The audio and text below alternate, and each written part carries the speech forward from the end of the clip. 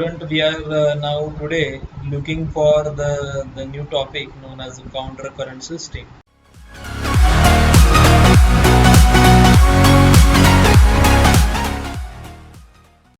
Okay, now to understand counter current system, first we will try to understand what are the objectives for the counter current system. Why there is a counter current system in the nephron. Okay, so the first objective is to excrete hypertonic urine. Okay, to first objective is excrete hypertonic urine.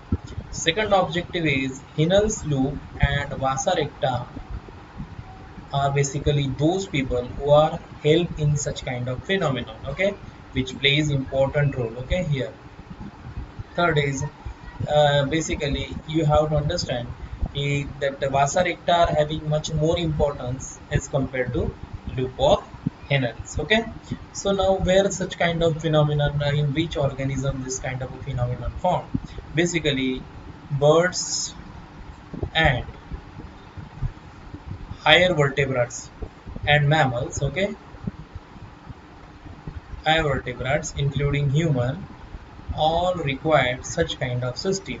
Now such kind of system we required because we have to conserve the water. The phenomenon here that what we have to do, we have to conserve the water. Okay, to conserve the water we are performing counter current system. So very simple system. Okay, and is basically we are using this system in the body on the nephron is to because to excrete out the hypertonic urine. Okay, now this counter current mechanism is very important as far as the NEET exam concern. Okay, now we have to conserve the body water. Okay, we have to conserve the body water because water is very essential for the life. Okay, now the counter current refers to the fact that the fluid should be flows in opposite direction on the two sides of the loop. Can you see now here that we have a diagram here? This particular portion is our the Bowman's capsule. Okay. This particular portion is the Bowman's capsule. This is basically a glomerulus, and here we will have the nephric filtrate, which has been filtered after ultra filtration. Now, when the when we will find out the nephron structure, okay, if let's suppose that the loop of Hinel should be not that much longer. Okay, it will be as it is, like what is the coiled structure is present like a PCT and DCT. If the loop of Hinel is not that deep in the medulla, what happens? Okay, why the structure is basically make like this? Because we want to conserve the water. Okay, we want to conserve the water. For that purpose we have such kind of structure of the nephron, that the PCT and DCT and the Malpighian body is in the cortex and the loop of Hinel is in the medulla. Okay, so we will now draw an imaginary line which will divide the nephron into two compartments. Okay, so this bluish line is basically a two compartment. Okay, now this compartment which is showing in the bluish dot is basically is our cortex. Okay, this particular whole area is basically a cortex. Okay, now and the rest of the area below here. Okay, this imaginary line is basically what we call, this is basically a medulla. Okay, we have a medulla here in the green color, and the bluish dotted structure is basically a cortex. Okay, now what happens that our counter current system is basically happening in a three place. Okay, the first is I write here, the first is vasa recta, the second is loop of Henle, and of course third is collecting tubule. Now these three places are there where such system is basically occurring. Our most important aim in this system that we want to keep the medulla hypertonic. We want keep medulla hypertonic to conserve more and more amount of water. Okay, now let's start with the first system. Okay, I told you that it is happening in a three way. Now the first is the vasa recta. let's not talk about the vasa recta first. Okay. Now here here we have the vasa recta. I hope you able to see that this particular portion. Okay, of course this blood capillary is moving down also here, but I am considering only this much of blood capillaries. Okay, now you need to keep in mind that in the blood capillaries, of course we have a plasma. Blood plasma is flowing inside this capillary. Okay, blood plasma is flowing inside this capillaries. Okay, now keep in mind that a vasa recta endothelial cell, of course vasa recta is a blood capillary. Okay, and to the blood capillary, let's consider that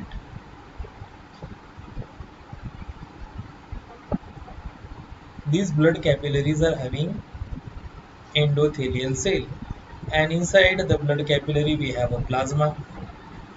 Now these cells, these endothelial cell are permeable to three people. Okay, highly permeable to three people. Okay, for example, let's consider the salt, the, the urea are those basically people which are permeable. Even water. Okay, water is also there. So these four things which actually highly having high permeability for such four people is there in the capillaries of the vasa recta. Now our first aim is to maintain the medium, the medulla hypertonic. Okay, now what happens when this blood capillary is moving in a downward direction? Okay, now when it is moving in a downward direction, okay, you can see that the this is the descending blood capillaries which I am showing in a broad way, and this is the ascending vasa recta. Okay, so we have a descending vasa recta and ascending vasa recta. Now do these descending and ascending vasa recta are basically both of these two are working in a different way. When the capillary is moving in a downward direction, when the capillary is moving in a downward direction, the permeability of this capillary is increased, and sodium chloride and urea, okay, sodium chloride and urea are actually moving inside from the interstitial fluid in the plasma.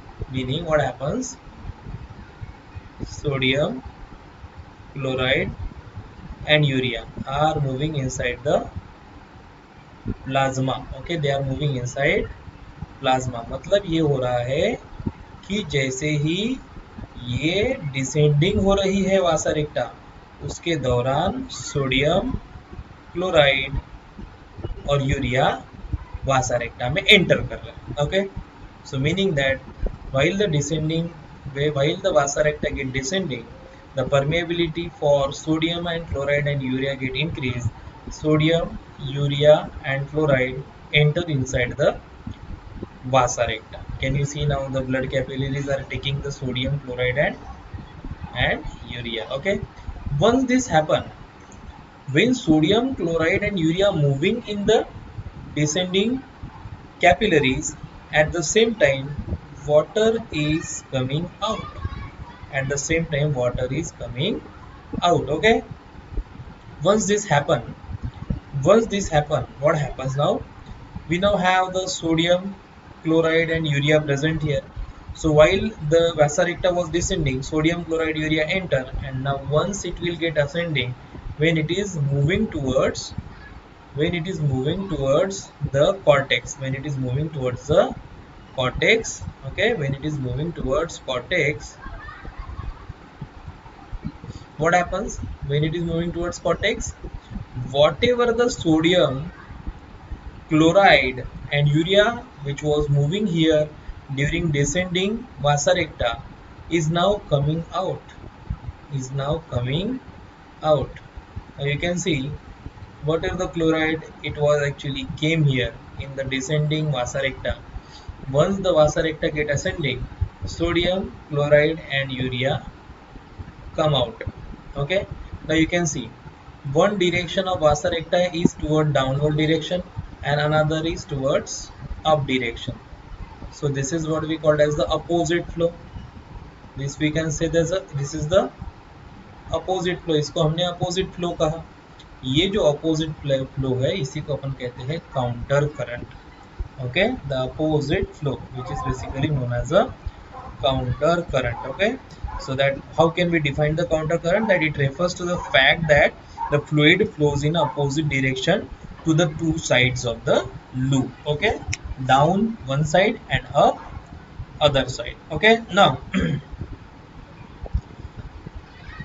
we know that in the Nephric filtrate we have sodium, we have chloride, we have urea. Okay, now these three component I have to take in a detail. Okay, keep in mind यहाँ पे रहेंगे आपके sodium, chloride, urea. Okay, now we will also have sodium chloride as a sodium chloride and as a sodium and chloride ion. Okay, meaning यहाँ पे दो प्रकार से salt रहेगा, sodium chloride and sodium plus chloride minus ion. Okay, fine. Now what happens now? Once the Nephric filtrate start moving in the ascending limb of loop of Hinel. Okay, once this moving in the ascending limb of loop of Hinel, the salt and the sodium and chloride ion get absorbed here. Okay, meaning what I can say, that salt coming out of here, salt coming out of here.